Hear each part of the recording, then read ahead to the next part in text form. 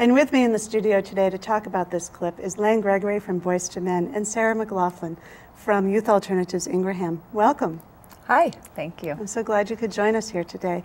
So this is a very typical scenario for parents, especially, you know, in their younger teens. There's a couple of different age children there. Some challenges for parents under this situation. Definitely. Yeah, definitely. What do you think? I think it's compounded by the fact that there's this other child there waiting with his dirt bike and wants to let these girls try that out. And so these parents are, you can see that knowing look between them. They're called on to make a decision in the moment, which is definitely makes decision making harder to not have space to do that. And there's also the disparity in the children's age. You know, they might feel comfortable letting their older child do it, but not their younger. So they have to decide if they're going to let one and not the other. That'll certainly not go over well with the younger who gets denied.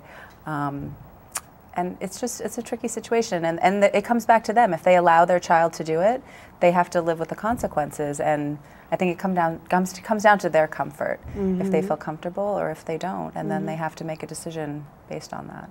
What are some of the techniques that you can use to help you make that type of a decision? Is there like a thought process? Like, well, what will this look like later to me, kind of? Right.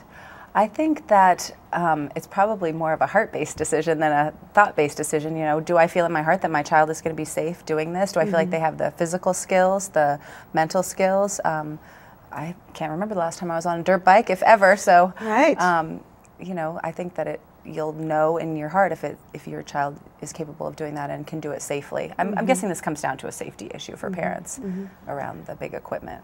And you know, sometimes following those heartfelt feelings into a decision can be a challenge. It's such a challenge, Joe. Having raised two boys into their 20s, sometimes I'm amazed that we're all unscathed and have gotten through it. I guess when I watched that family, that clip, what came to mind for me is how hard it is to parent. And I think it's the hardest job in the world. It's the most delightful, but also sometimes the worst. And I know that there were times like that in my parenting or in parents that we work with at Boys to Men, where you're suddenly thrust into having to make a decision, as Sarah just mentioned, and in all honesty, you don't have all the information. And in some you can go with your heart, but in some you have to go with your head and gather more information.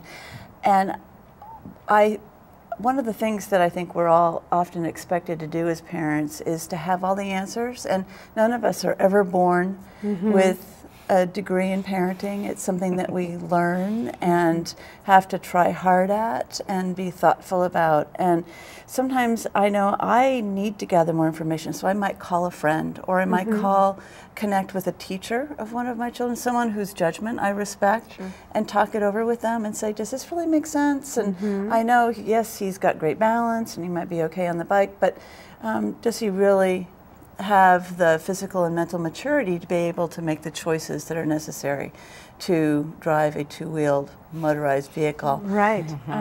So I guess that's what it brings home for me, is just how hard it is, and that we often are put on the spot to make these decisions, and what we have to remember is, you know what? We don't have to answer it right then and there. Even if the dirt bike's there, we can take our time and say, you know what? Right now, I really don't know. I need to think about that and talk to a few people. I think that's a great suggestion. Yeah. And parenting really is on-the-job training. It that does not end from the moment they're born Until, I'm sure, continues on believe me, into their 20s. You're still parenting, right? Yep. Very It's much sort so. of like Fly the Friendly Skies, where, you know, one side of the plane is looking like it's built and it's flying, and you flip around to the other side and they're actually flying while drilling at the same time. Not that that happens. No. But it's the metaphor, the concept of parents are in the making as their children are growing as well. Absolutely. That's right. And so parents are also growing and learning as they go along. But it's good to know that parents aren't necessarily, although they are put in the spot of having to make those decisions, I think you make a very good point that they don't have to make that decision at that moment if they don't. And then empowerment, that piece of advice, I think is a very solid. Right. They're the one in control, and they can actually wait and gather more information to decide, particularly when there are kids of different ages involved. Right. That can make it even more tricky. Not that the kids will like it.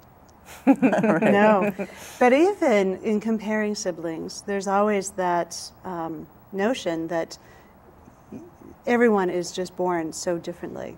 Oh, definitely. And what they're ready for at one stage doesn't necessarily mean that the sibling is ready for at the same stage or a different stage as well. Are there any types of resources or advice that you can give parents to talk about or give them some food for thought around age appropriateness and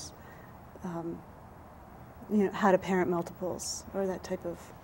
I once, when my boys are 2.5 years apart, and there was a lot of competition and wanting to do the same things, and there was a great book that I read called Siblings Without Rivalry. I don't know if either one of you, but it's a wonderful resource. Excellent. And can help you think through things like this. That's and terrific. Others. Mm-hmm. Wonderful. Well, thank you so much for coming with us today. There's just so much to talk about when it comes to parenting in conflict situations, especially when parents are put on the spot. It's nice to know that parents have the ability, and they're perfectly within their rights, to step back, take a breath, and they don't have to make a decision, especially if it's one that may have consequences right on the spot. So thank you so much for coming with us today. Thanks, Jo. Thank you. Thank you. With independence comes accountability. As teenagers take on more responsibilities, problems that parents might have had to solve eventually need to be solved by their child, even if it means the child will suffer the consequences. Does this look familiar?